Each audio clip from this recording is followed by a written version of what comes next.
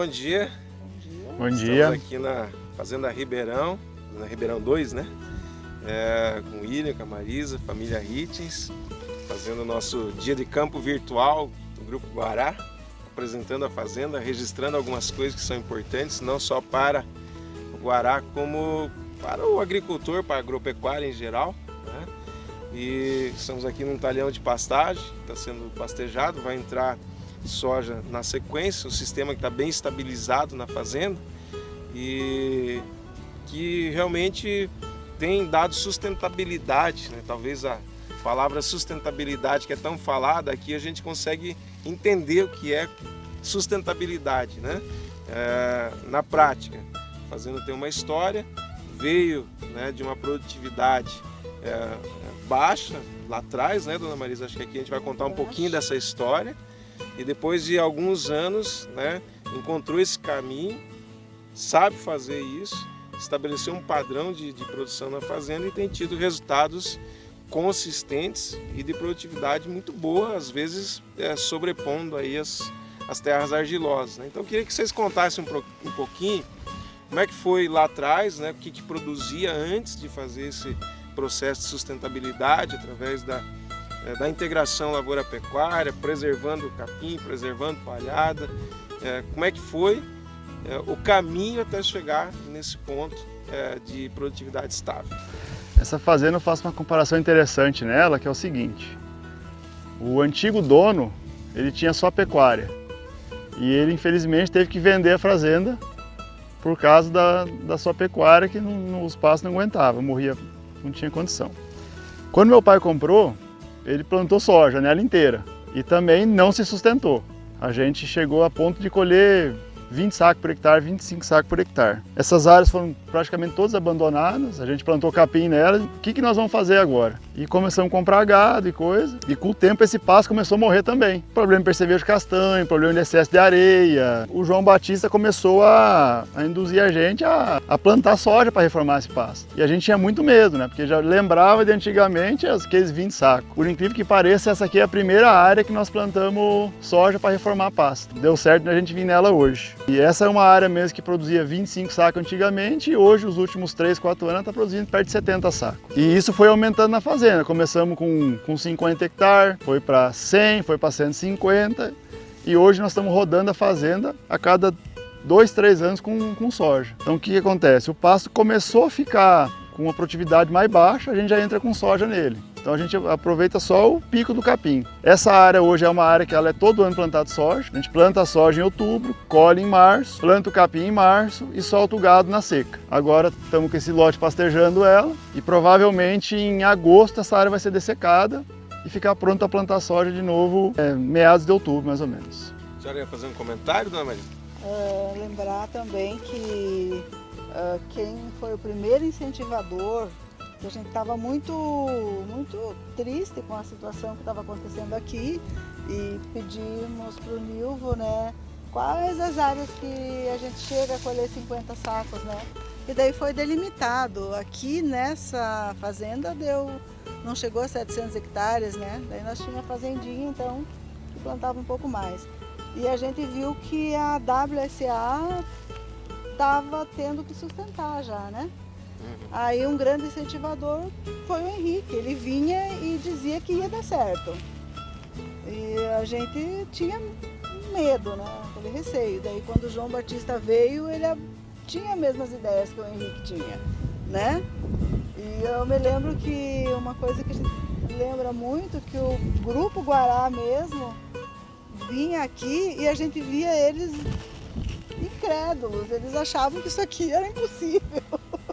Né? Então são ideias assim que a gente foi arrumando devagarinho, mas que não foi fácil de chegar ao ciclo que nós temos hoje, né? Exato. Funcionou, deu certo, né? Vocês estão falando aí, estava pensando, né? Dar conselho para quem tem gripe é uma coisa, para quem está na UTI é outra, né? Então você vê que até o Grupo Guará, que tem bastante experiência, também não tinha tanta certeza assim de que uma orientação para a integração lavoura-pecuária fosse dar tanto resultado como tem dado, né? Até porque realmente é um processo demorado, complexo, difícil, né? Nesse sentido, qual foi o grande segredo, né? E aqui, bem colocado, Dona Marisa, né? Sempre dá valor às pessoas que tiveram as ideias, né? E foram realmente os impulsionadores, como o Dr. Henrique, né? Que coordenou o Guará há muito tempo. O João Batista, que é um excelente técnico, o Nelson Júnior, que é um excelente técnico, entendeu, nós viemos falando, né? Como que esse técnico de agropecuária, com o responsável técnico de agricultura, eles conseguiram encaixar as coisas e fazer isso funcionar. Nesse sentido, quais são aí talvez os 3 ou 4 fatores principais, pontos principais de sucesso para que isso funcione? Né? Porque quando a gente vem e está tudo funcionando é fácil, mas como é que faz funcionar? Esse acho que é o grande ponto. O principal é assim a equipe acreditar. Nós temos um pessoal aqui que está com a gente a vida inteira já são nossos da família já. O Nilvo, o João Batista, assim, são gente que estão com a gente há no mínimo 15 anos, né? O Nilvo tem 30 e poucos anos, o João mais 30 anos, o João Vieira que deve fazer mais 30 anos, então assim, e esses pessoais acreditam muito, sabe? A gente fala, vamos fazer assim, eles dão ideia e eles fazem. A gente não tem aquele problema de a gente virar as costas e saber que não estão fazendo nada.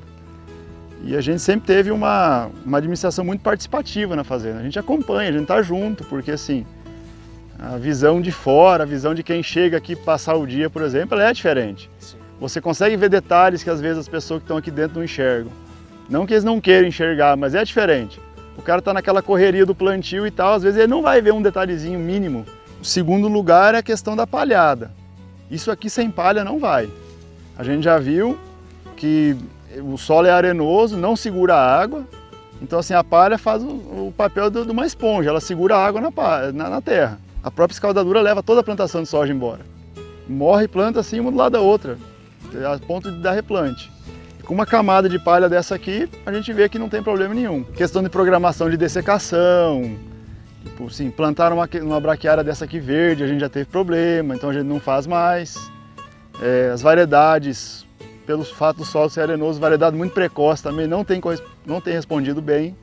A gente trabalhando com ciclo médio, tardio, tem conseguido responder bem. Época de plantio, se plantar uma variedade hoje, ciclo médio ou tardio muito tarde, todo mundo sabe que não vai mais. O clima aqui tem ajudado, tem chovido sempre cedo, e mesmo assim, mesmo com um ano que o clima não ajuda muito, com esse volume de palha, depois que dá 15, 20, 30 milímetros, a gente consegue plantar muitos dias seguidos, porque não seca o chão mais. Certo. Até um negócio interessante que eu lembrei agora, antigamente com 50 milímetros, a gente plantava um dia e meio e tinha que parar, na época que não tinha palha. Hoje, com 50 milímetros, a gente planta uma semana, 10 dias, tranquilamente, sem medo. E normalmente a gente planta até dar outra chuva, não seca o chão mais. Até nesse sentido, né, o William e Marisa, né, parabenizando também, tecnicamente falando, né, a fazenda ela fez parte, né, tem participado de um processo de métrica, né, de mensuração de qualidade de solo, que é um pouco mais novo, mais recente, que é a questão dos exudatos, né, de raiz, medindo a atividade biológica do solo, né. Inclusive agora saiu um padrão da Embrapa, né, de recomendação, de laboratório e tudo mais, né, como se fosse aí algo similar à análise de solo, né. E esse processo ele veio tão bem conduzido ao longo do tempo que, segundo o relato do João Batista, de vocês mesmos, né, quando fizeram a primeira medição na fazenda foi questionado, falou, não, tem alguma coisa errada, porque solo com essa textura não é para ter esse padrão biológico, né? E voltaram, refizeram os testes e isso realmente se confirmou, vem se confirmando. Então, inclusive a fazenda ela tem sido medida efetivamente nessa questão de qualidade de solo. Na área de confinamento da fazenda, hoje estão quantos animais confinados aqui? 4.800. 4.800 animais. As pessoas às vezes que não conhecem, né, acham que o confinamento é algo de complexidade para o bem-estar animal e na verdade está tudo muito correto, os animais estão tranquilos, né, tem todo um cuidado, um manejo para que o bem-estar animal seja o melhor possível, até porque isso impacta economicamente na atividade, né? Um animal mal cuidado vai responder pouco e não vai entregar o melhor desempenho. Mas voltando um pouco àquilo que a gente estava conversando, nós estávamos falando a respeito da importância da integração lavoura-pecuária, favorecendo também a pecuária. Então eu queria que você comentasse um pouco aquilo que você vinha me falando, que os animais que não passaram pela pastagem de segunda safra tiveram desempenho inferior em relação aos animais que passaram pelo sistema integrado. Agora, como a seca foi muito forte, a gente não conseguiu usar todos os pastos como a gente preza para usar os animais os pastos de lavoura. Então, uma parte dos animais ficou num pasto definitivo, que é um pasto de 2 anos de plantio, é um pasto bom, um pasto com bastante bucha, mas na seca ele seca igual aos outros. Então, assim, esses animais tiveram um refúgio de 30% do lote, e sendo que os animais que passaram no pasto da lavoura tiveram um refúgio de apenas 15%, que já era o esperado. Então, a gente vê que o mesmo pasto estando bom, estando bem manejado, mas ele entra na seca, ele seca, ele vira aquela bucha seca e o desempenho dos animais não é o mesmo que um pasto plantado assim em fevereiro, março, um pasto verde, pasto novo, folhinha boa. Então, assim, a gente vê muito bem esse desempenho dos animais. Ok. Nós começamos a conversa falando do que a fazenda era, dona Marisa, do que a fazenda é. E a senhora comentava de um sentimento inicial lá atrás, com índices ruins de produtividade, era, né, quase que de um pânico, né, sem saber o que fazer exatamente.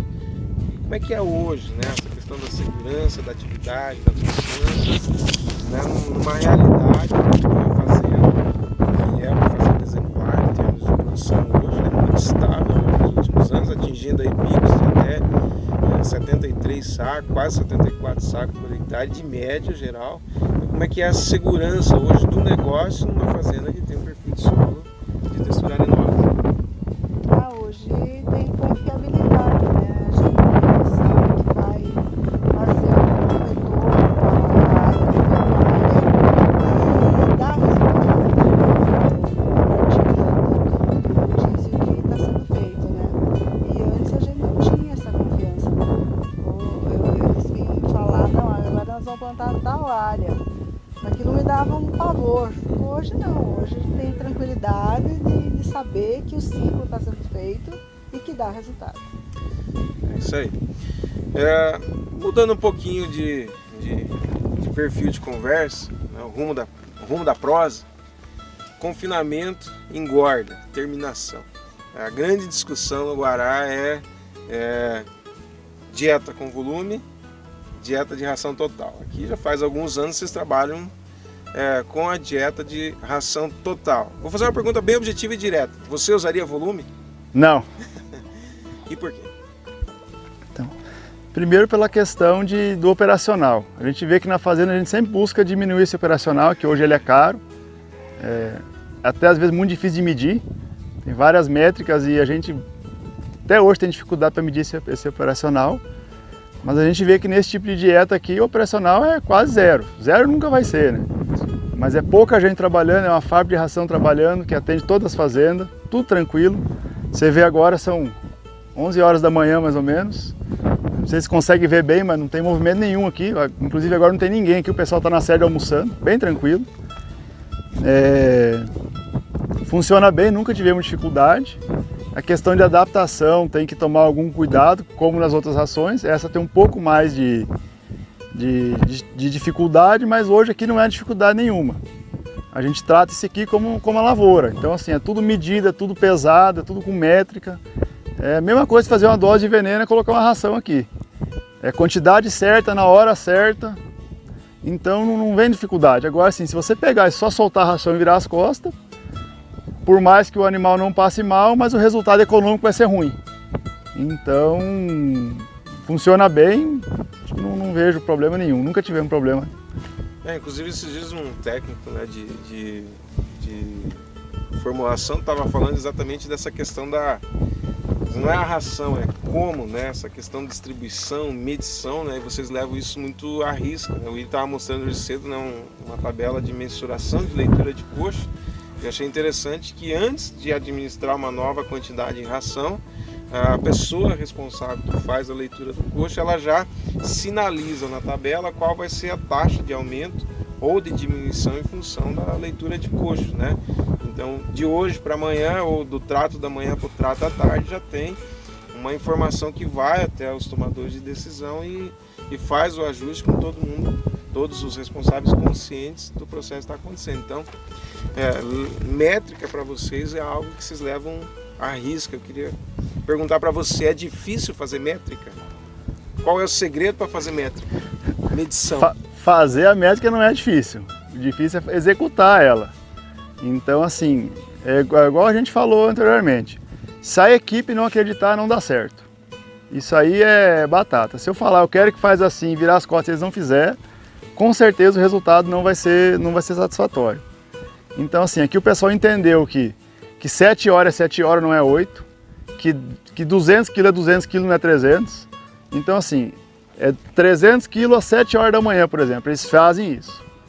Então, o animal, a gente vê que o animal é muito sensível, principalmente dentro de um ambiente fechado desse.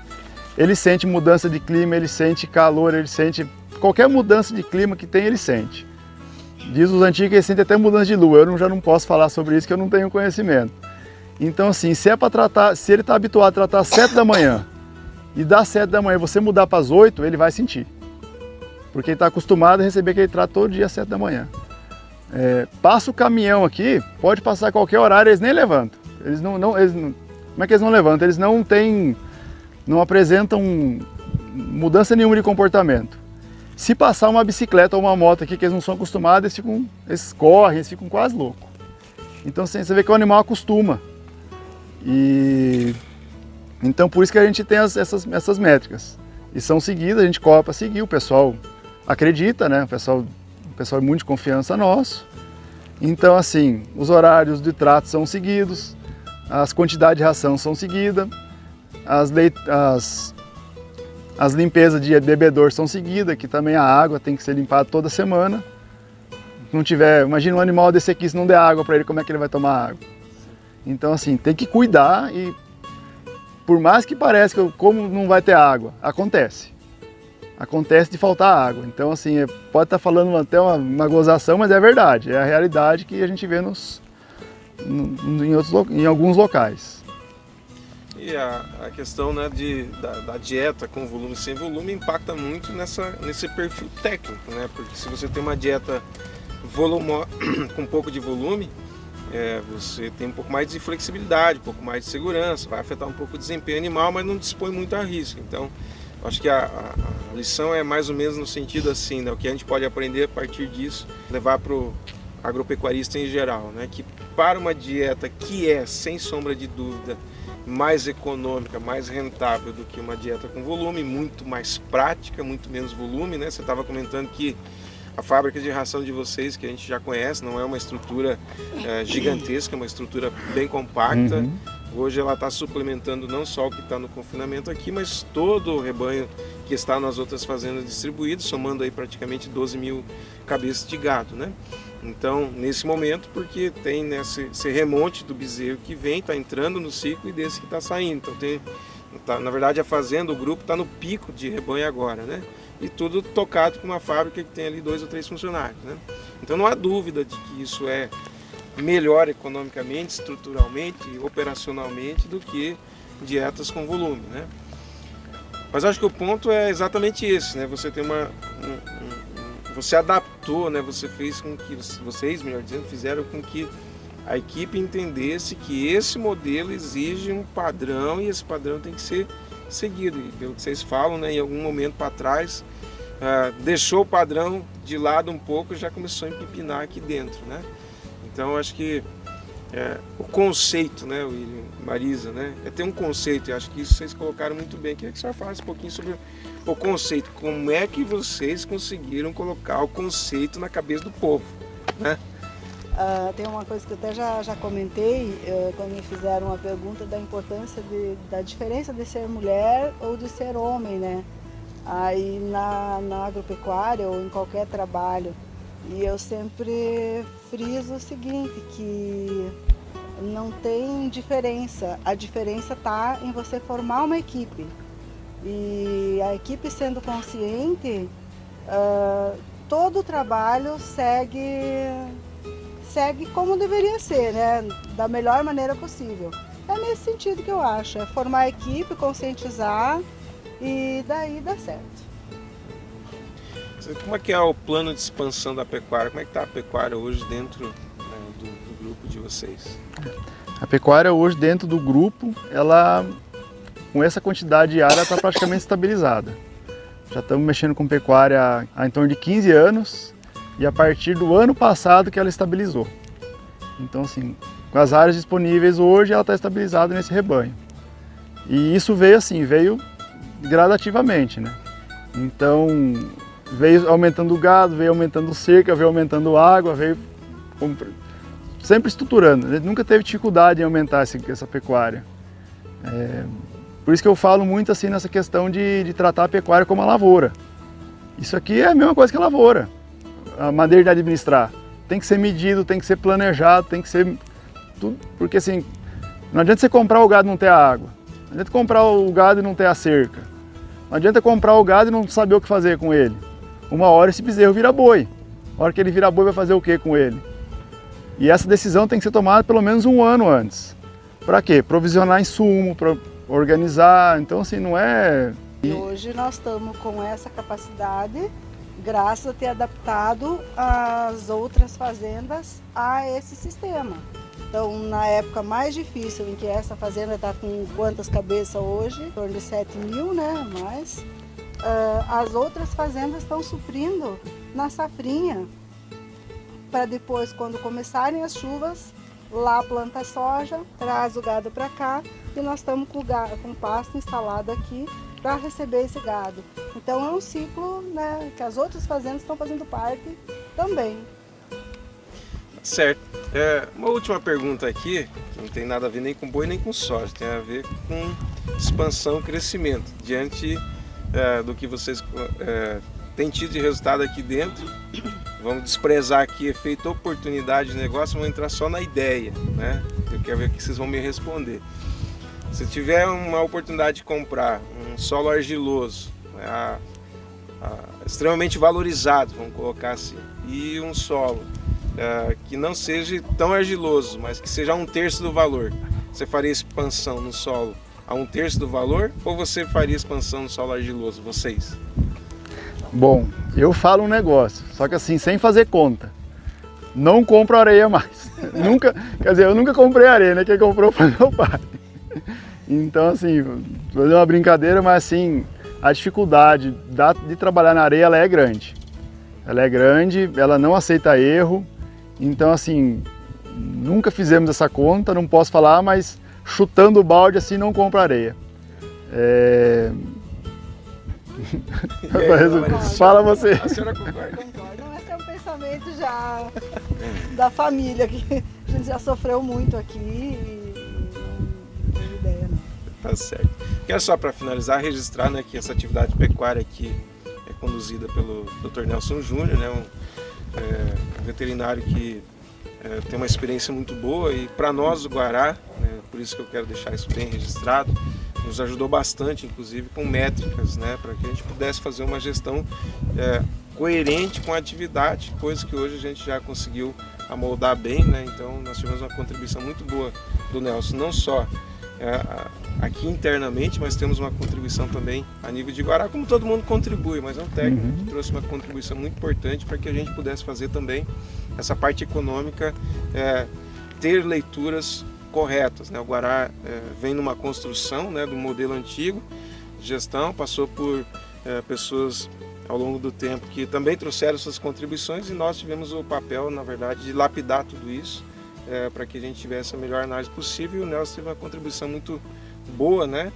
Presta serviço para vocês aqui já a longa data, presta para a Juliana também do grupo, né? O Marcelo, e quero deixar aqui o agradecimento também registrado ao Nelson pela sua contribuição.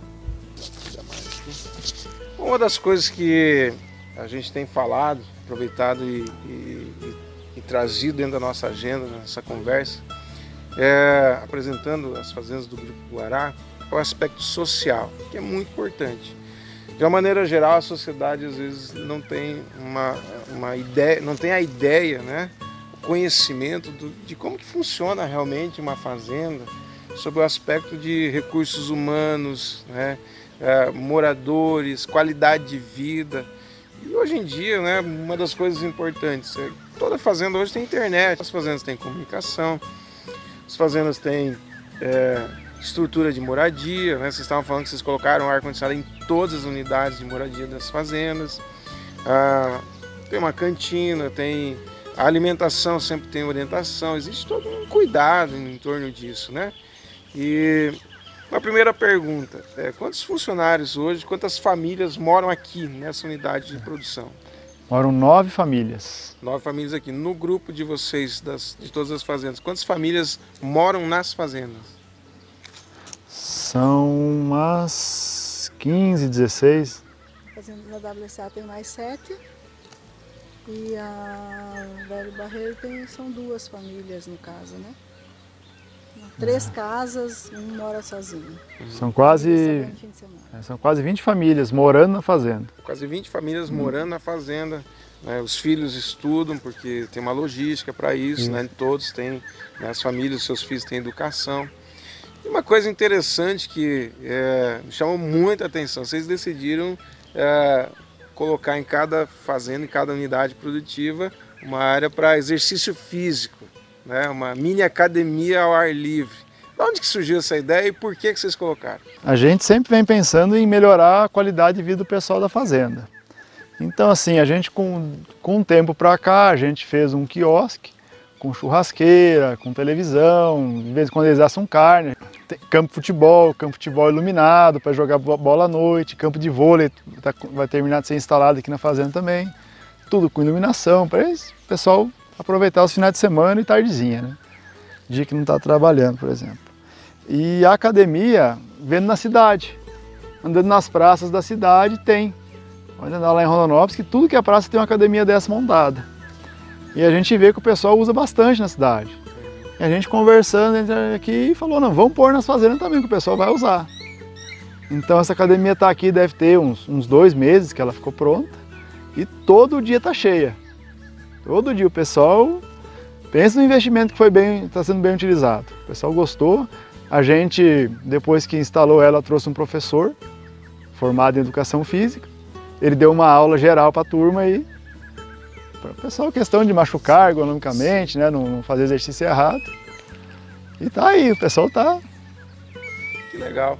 Eu vejo assim, vocês vão conversando, a gente vai falando, né, a gente fala, nós estamos desde de manhã aqui trabalhando, conversando, falando de muito de aspectos técnicos e vocês sempre tocam na parte humana, né? Então eu acho que isso é algo muito legal, quer dizer, tem um conceito por detrás em que o humano, para vocês, é algo extremamente importante, relevante, a ponto, né, que eu conheço, de todas as fazendas que eu conheço no Mato Grosso, é a única que eu vi, né, nós estamos dizendo aqui, não tem outros que não tem, né, mas a única que eu vi se preocupar e investir colocando uma academia para os funcionários trabalhar. Você estava me falando, né, que já está aqui os equipamentos para montar mais 2 áreas de exercício físico, que é um campo de futebol iluminado e uma quadra de vôlei. Dona Marisa, quanto a senhora conseguiria nos dizer quanto melhorou a qualidade de vida do colaborador na fazenda ao longo desses anos que vocês estão aqui trabalhando com a atividade? A pessoa tem que ter prazer de estar no ambiente, né? Então por isso a gente proporciona melhores essas atividades, essas coisas para fazer atividade física, prioriza muito a alimentação, tem um cuidado muito grande para que seja uma alimentação de primeira qualidade. Eles recebem café da manhã, almoço, café da tarde e janta. Então eu sempre me preocupei muito com isso. E os meninos vêm com essa mesma preocupação. Então eles aproveitam, é o ambiente deles, eles moram aqui. A gente mora na cidade, tem academia, tem facilidades, eles não têm. E tem um negócio interessante assim, olhando o número da fazenda, a gente pega lá as estatísticas lá e avalia elas de vez em quando. Depois dessa implementação dessa parte mais humanizada, vamos falar assim, 10 anos para cá, né? Sim. Como era antigamente, como é hoje, né? O nosso índice de rotatividade de funcionário baixou para quase 0. Tipo assim, quem não fica, quem não quer ficar. Porque assim, se tem algum probleminha, a gente tenta conversar primeiro, a gente nunca pega e despacha, a gente explica, tipo assim, a gente tem consciência e mostra consciência para todo mundo também, porque a gente precisa das pessoas e as pessoas precisam da gente, é uma troca. Então assim, a gente tenta deixar isso bem claro, mostra, tenta conscientizar. Às vezes a pessoa tá de cabeça quente, ela fala, eu vou sair. Às vezes com uma conversa você resolve um problema que podia ser gigante, ele acaba, continua na paz.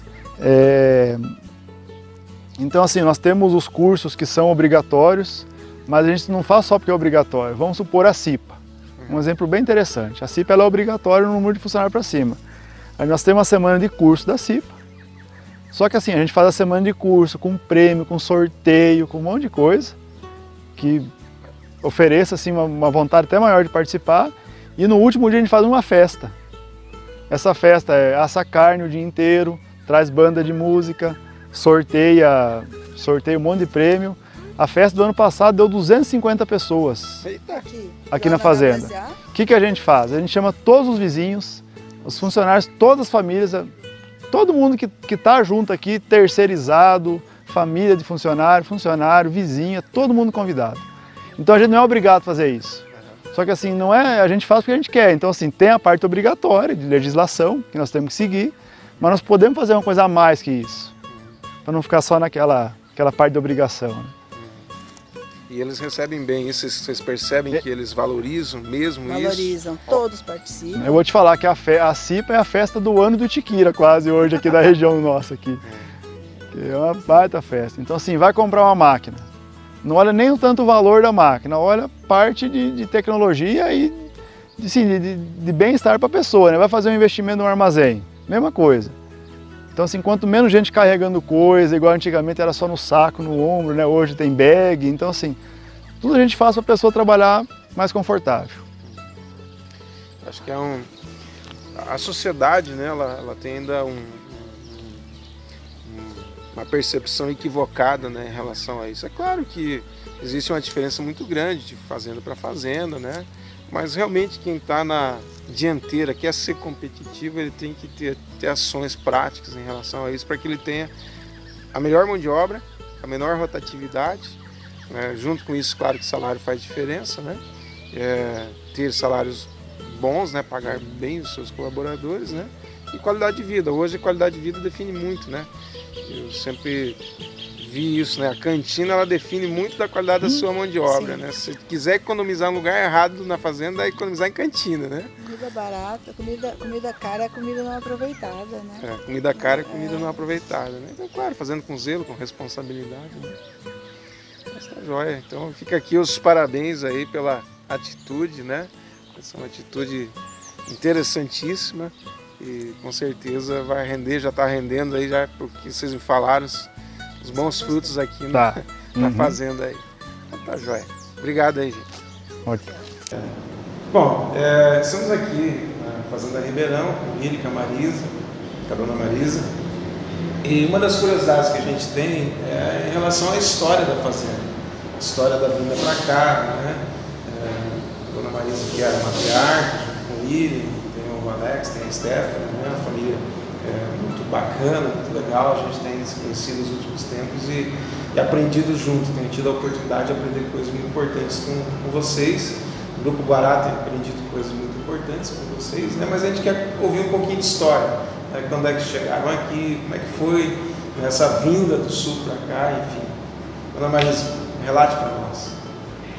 A gente veio do sul em de 86, no começo de 87. E trabalhar junto com o meu sogro, né? Para cuidar da fazenda dele, ali, que é a Ribeirão 1. E moramos 7 anos e meio na fazenda, onde nós éramos, ele trabalhava, eu ajudava em cantina, eu lavava a roupa de cama do funcionário e fomos tendo os 3 filhos enquanto estava na fazenda ainda. Aí o meu sogro deu um pedacinho de terra para nós, meu pai vendeu um pedacinho de terra no sul e deu para a gente também. A gente botava soja, juro e tal, e compramos uma fazendinha, no caso, né? Que eram 2 áreas. daí uns anos compramos a Ribeirão 2, que era uma oferta, uma fazenda muito barata, porque era uma área degradada, o proprietário quase não tinha nem gado mais aqui e tal. E foi tocando, depois veio a WSA, né? E fomos tocando. Daí em 2003 o Ruge faleceu no acidente, né? Aí fiquei eu com os 3 filhos. O William estava com 16, não tinha completado 17 ainda. Daí sentava do meu lado e era o companheiro para ir, para voltar, para a WSA, e assim fomos passando.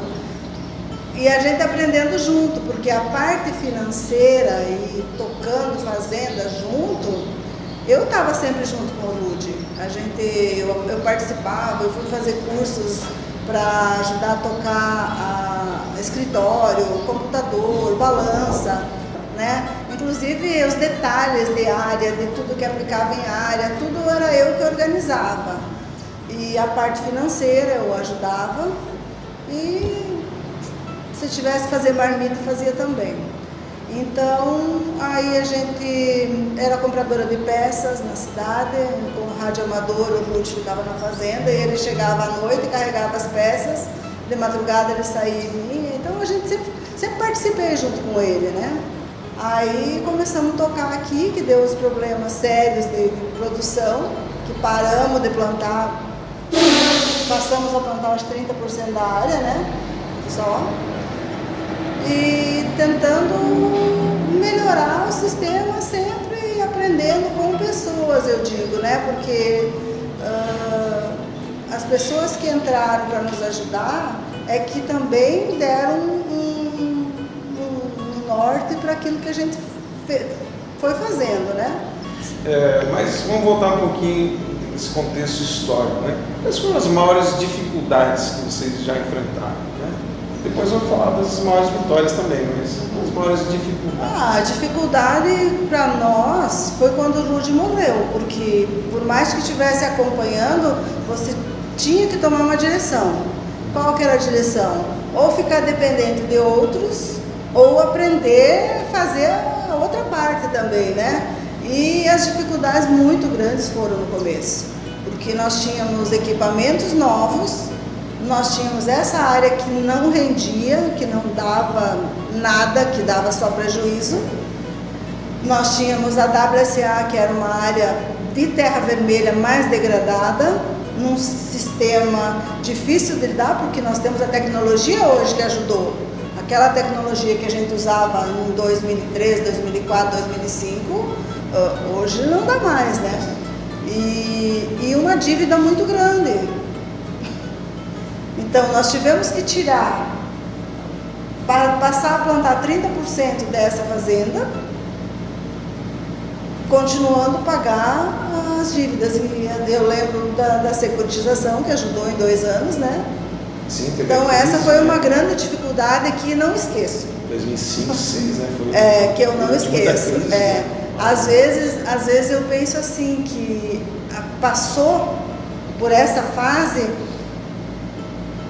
mais tranquila por falta de conhecimento do que era a situação, né? Se tivesse noção real. Hoje a gente tem noção e está sempre preocupada, sabe? Passou por isso, eu acho. Se tivesse noção real, talvez eu teria coragem para... Se soubesse o que estava acontecendo na época, estava com um susto bem maior. Porque o Rude tinha comprado todo o maquinário das fazendas 2000, 2001, 2013 ele morreu, tinha começado a plantar a WSA com todo o maquinário comprado, tudo por pagar, e aqui também. Então, tinha que produzir para pagar isso, né? Era tudo novo.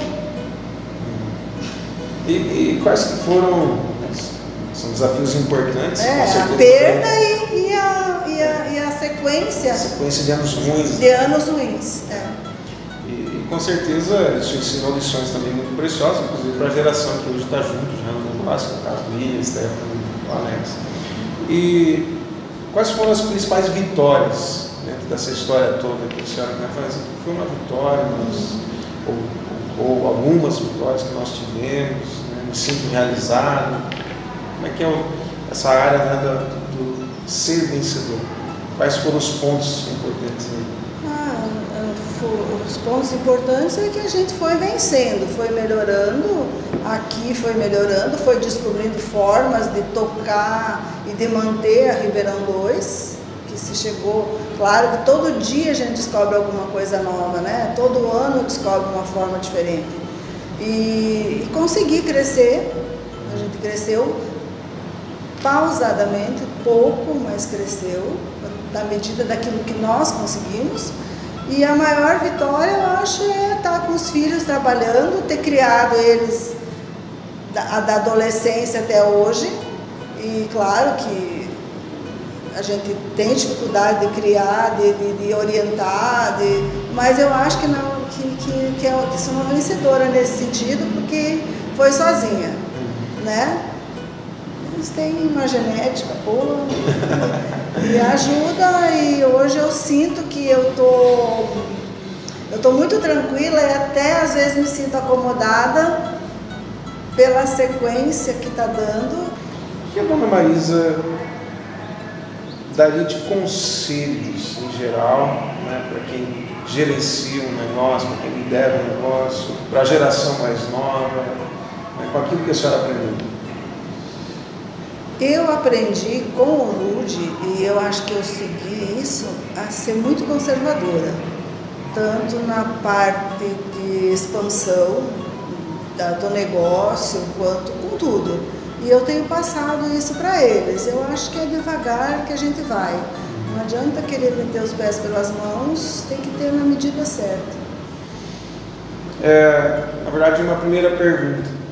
Como é que a senhora entende esse momento, não só no agro, mas como sociedade? Quais são as lições que a pandemia traz? Dentro da sociedade, eu acho que é de muitas perdas, tanto financeira quanto de vidas. O agro, a princípio, eu acho que ele está seguindo, porque é céu aberto, é uma distância maior. É bem difícil de lidar com isso, porque é tudo novo, né? Eu acho que nós temos que nos cuidar, todo mundo se cuidar e deixar acontecer. Eu acredito que vai passar. Já tiveram outras febres, outras doenças, né, que dizimaram muitas pessoas e tal. E vai passar, vai ter uma vacina e vai continuar seguindo em frente. Quem caiu vai levantar aos poucos, provavelmente, né? É isso que eu acho. E futuro, como é que a senhora vê o futuro no agro? No agro? Eu acho que o futuro o agro é uma renovação constante, né? E a gente que veio de outras tecnologias e vê as tecnologias de hoje, que às vezes a gente até não consegue acompanhar, eu acredito em mais tecnologia e mais facilidades e melhores colheitas, só que uma estabilização também, né? Produz muito mais, ele vai estabilizar, vai ter porque o clima é muito complexo, a tecnologia melhora. Não sei se ela vence o clima. William, nessa história toda que nós batemos um papo aqui com sua mãe, como é que você vê o futuro? A gente tem uns exemplos muito bons que vem de trás, né? Exemplo do meu pai, exemplo da minha mãe, mas assim que a gente era muito novo, a gente acompanhava, né? De vez em quando a gente ia ficar na cidade fazendo festa, ele carregava a fazenda junto.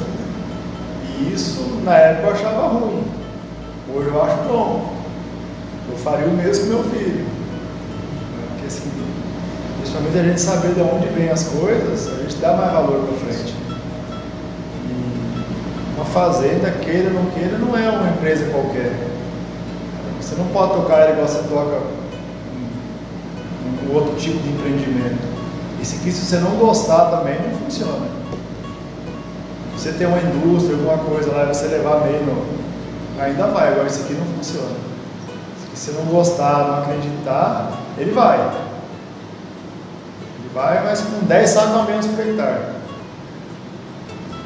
Em resumo, tem que se apaixonar. Tem que se apaixonar, tem que gostar. E o futuro, William? O que você pensa do futuro? A gente vem preparando as fazendas para isso. Nós somos 3 irmãos, sócios hoje. A gente bate muito em cima disso aqui, que isso aqui, por mais que a gente tenha que gostar, tem que ter um amor por isso aqui não é mais uma fazenda. Isso aqui era uma fazenda há 20 anos atrás, isso aqui é uma empresa hoje. Então essa empresa ela tem regra, e essa regra vale para mim, para minha mãe, para todo mundo que está aqui dentro, meus irmãos. Então o que eu quero não interessa. Agora, assim, o que a gente decidir junto é o que vale.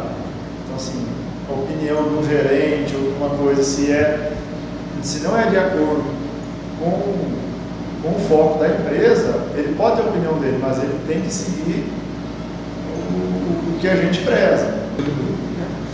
Enfim, acho que deu para a gente entender um pouquinho o pensamento, um pouquinho de história, de contexto, né? Eu quero aqui agradecer a Dona Marisa por tudo aquilo que ela já contribuiu com a gente, né? Com o Grupo Guará, com a sociedade, né? Hoje, Mulheres do Agro tem sido uma hashtag aí, né? Uma bandeira, né? E essa é mais uma dessa. Então, quero parabenizar também, né? Por toda essa história, esse ensino, esse conhecimento que sempre está sendo distribuído, repassado, né? Parabenizar o William, a pessoa do William, os irmãos, o Alex, a Stephanie, e dizer para vocês, no fundo do coração, que vocês tenham um sucesso enorme pela frente, né? Conquiste, né? Dentro dos propósitos da empresa, continuem sendo conquistadores, e que o Grupo Guará puder, que eu puder, né? Contribuir, a gente está aí sempre à disposição. Obrigada. Uma última palavra? E o Grupo Guará para nós foi também uma base, foi muito importante, porque estiveram sempre juntos, né? E sempre dando ideias. E também eu via uma coisa que eu falei de quanto eles vinham aqui e ficavam tristes de ver, né? Eu fui vendo que conforme nós fomos conseguindo superar as dificuldades e fazer a fazenda funcionar, eu fui vendo a alegria nos olhos de todos, que eu considero então pessoas quase que da família nesse sentido, né? Então tá, joia. Encerramos aqui esse dia de Campo Guará virtual, né? E uma próxima oportunidade a gente vem para, com certeza, falar talvez de aspectos mais técnicos, mais pontuais, né? Que agenda um pouco mais curto. Fica um abraço aí do grupo para vocês.